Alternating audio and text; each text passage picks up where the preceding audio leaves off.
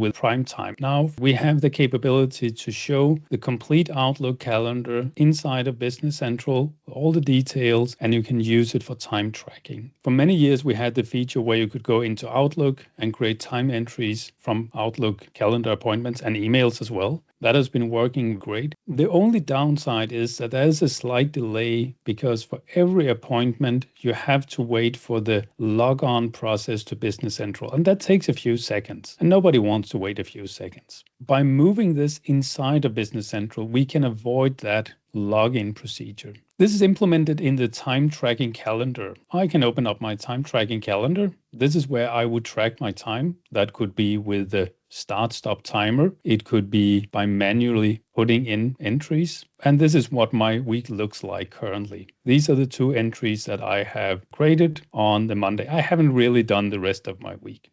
But I can go into the Actions menu and show my Outlook calendar. This will grab my live Outlook calendar and show it inside of Business Central. And now I can use this to create time tracking entries. I can simply go in and click the plus button, and it will create the time tracking entries for me.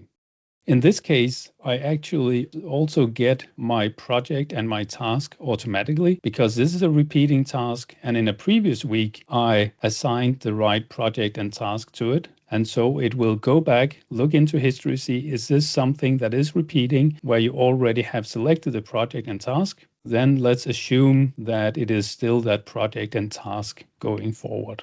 Should that change, we will of course pick that up. So if I say, well, from now going on forward, this morning meeting is no longer supposed to be tracked as internal meetings. Instead, it should be tracked as training. Then when I select the following meetings, it will find that, yes, we've now switched over and it will start using that project and task from the previous one. I can, of course, adjust these. Maybe the meeting wasn't that long or it was longer, so I can adjust just as before.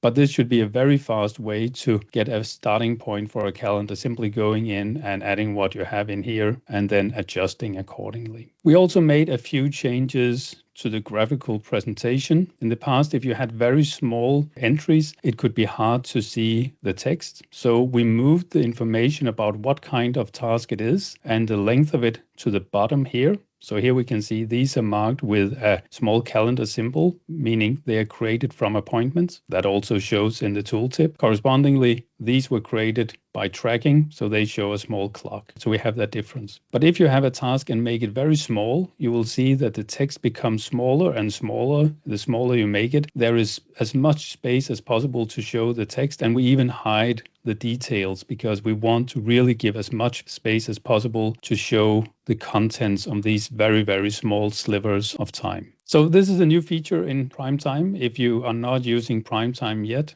I really recommend taking it for a spin. There is a 3-month free trial if you want it, and try it out. And especially with the calendar function and the integration to Outlook, it really is a time saver.